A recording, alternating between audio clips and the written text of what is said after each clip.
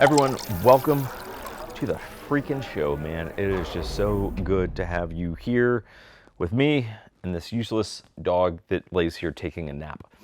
The question I'm going to answer for you today, and I don't think we've made a video on this. If we did, I apologize for the duplicate video, but is on when do I need to start shopping for a home? Like, I am planning on moving, right? And my lease runs up on December 31st. When do I actually start shopping for a home? Like, when do I start the process? What are the different timeline sort of milestones of when I go about the home shopping process? Great. So here's what I would do. You don't need to reach out to anyone prior till about 6 months in advance. If we have people sometimes they're like, hey, I need to move, so I wanted to talk with an agent. We're like, perfect. When are you moving? They're like, I don't know, sometime 3 years. We're like, cool. 2.5 years from now, give me a call. It's like we're not going to invest time into something that's this theoretical thing 3 years in advance. You don't know what you're doing fucking next week, and you're going to talk to me about your three. No, stop. Next. So here's what I would do. Let's just use December 31st as a reference. Let's just say, look, that's the last day of your lease, right? Or January 1, like right in that window. So what I always do with people is we work our way backwards. We say, okay, start with the end and then determine when do you actually need to kick things off.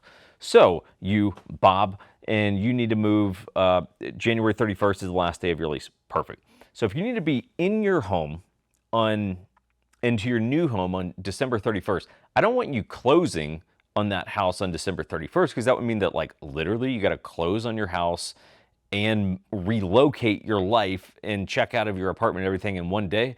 Unrealistic expectation. So I would say, look, I want at least a 2-week buffer zone. If you have to be moved in by December 31st, let's make sure that we're closing by December 15th, right? That way you got a 2-week window to pack and sort of leisurely transition between your apartment and your new home.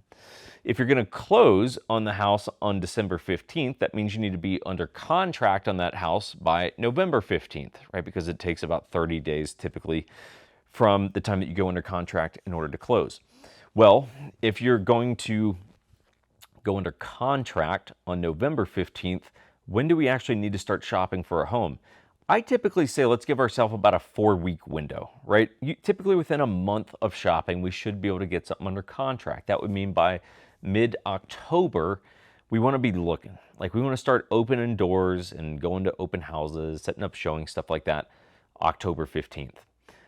If we're going to do that October 15th, we need to have your financing ready, which would mean let's give the lender at least a month to get your pre-approval letter dialed in. So by September 15th, we need you connected with a lender and going through the formal pre-approval process. Prior to doing the real pre-approval, I would like that lender typically about 6 months in advance to look at you as a file, if you will, to look, well, how is Bob as someone who needs to go get a mortgage? Are there any things in his credit that we might need to get cleaned up over the next couple, 2-3 months before the pre-approval happens? Is there any documentation that we want to go ahead and just let them know, hey, we are going to need this? Like, you just want them to give that initial glance to go, look, is there anything that you need to be aware that we need to handle now so that 3 months from now you're good when you actually need to start looking for homes? So 6 months in advance is typically when I would recommend reach out to an agent. If you know what agent you're going to use, reach out to that agent and just say, hey, look, I'm about 6 months out, right? And what do we need to do?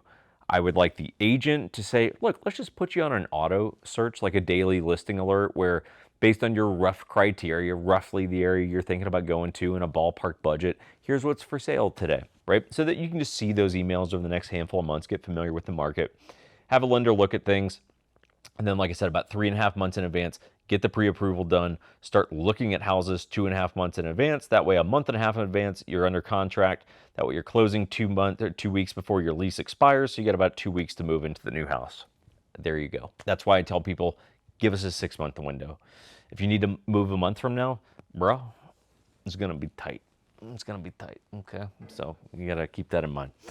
This is Jefferson's Oceans. We probably talked about this at some point before. They have a few different variants of this. They have a Jefferson's Ocean Edition rye. I know they have a cask strength. I know they've got a wheated one.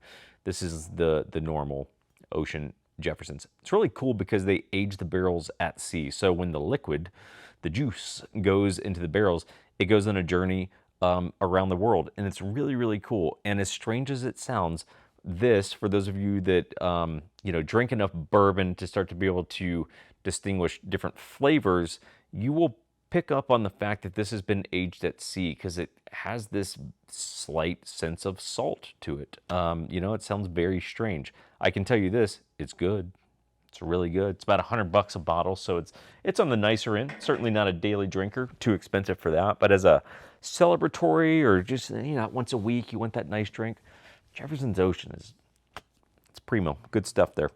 So if you guys need real estate help, let us know. That's always linked down in the video description to 1911syndicate.com, where you can reach out to us with your real estate request. Please just make sure you're not looking for us to help you buy 1 acre of land for $6,000, because we're not going to do it. Okay, we're not going to do it. I put my foot down. We're not doing it. So hope you guys are doing good. We'll see you next time.